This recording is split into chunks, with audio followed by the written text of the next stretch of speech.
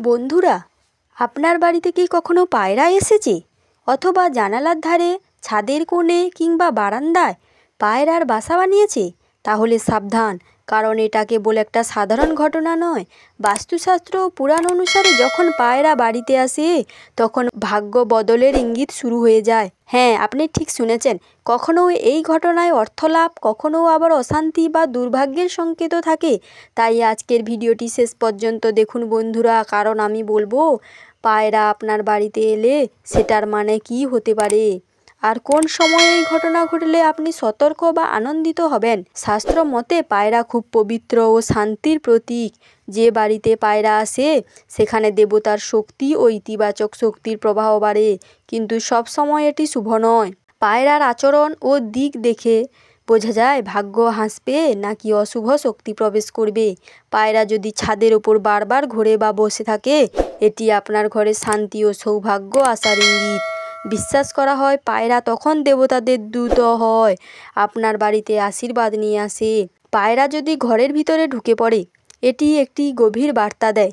যদি সে শান্তভাবে বসে থাকে বা উড়ে বেরিয়ে যায়, তাহলে আসছে অর্থলাভ, নতুন সুযোগ ও সুখবর। কিন্তু যদি সে ঘরে ঢুকে বিক্ষিপ্তভাবে উঠতে থাকে, তাহলে বুঝবেন বাস্তুদোষ ও মানসিক অস্থিরতা আছে। যা দূর করতে তুলসী বা প্রদীপ জ্বালিয়ে মা লক্ষ্মীর নাম নিন। পায়রা যদি ঘরে ডিম পাড়ে বা বাসা বাঁধে, এটি অত্যন্ত শুভ লক্ষণ। এর মানে আপনার ঘরে নতুন জীবনের সূচনা ও সমৃদ্ধি আসছে। অনেকে বলেন এমন ঘরে মা লক্ষ্মীর স্থায়ী অবস্থান হয়। পায়রার রঙও গুরুত্বপূর্ণ। সাদা পায়রা মানে শান্তি, সৌভাগ্য ও অত্যাধিক উন্নতি। কালো বা ধূসর পায়রা মানে বাধা, হিংসা, নেতিবাচক শক্তি প্রবেশ। তাই কালো পায়রা ঘরে এলে কিছুদিন তুলসী বা গঙ্গাজল ছিটিয়ে দিন। বন্ধুরা, পায়রা কেবল একটা পাখি নয়, এটি দেবশক্তির দূত, যা কখনো শুভবার্তা, কখনো সতর্ক সংকেত দেয়। যদি আপনি পায়রাকে সম্মান করেন, তাকে দানা পানি দেন, তাহলে সে আশীর্বাদ ফিরে আসে আপনার পরিবারে অর্থ, শান্তি ও সুখের রূপে।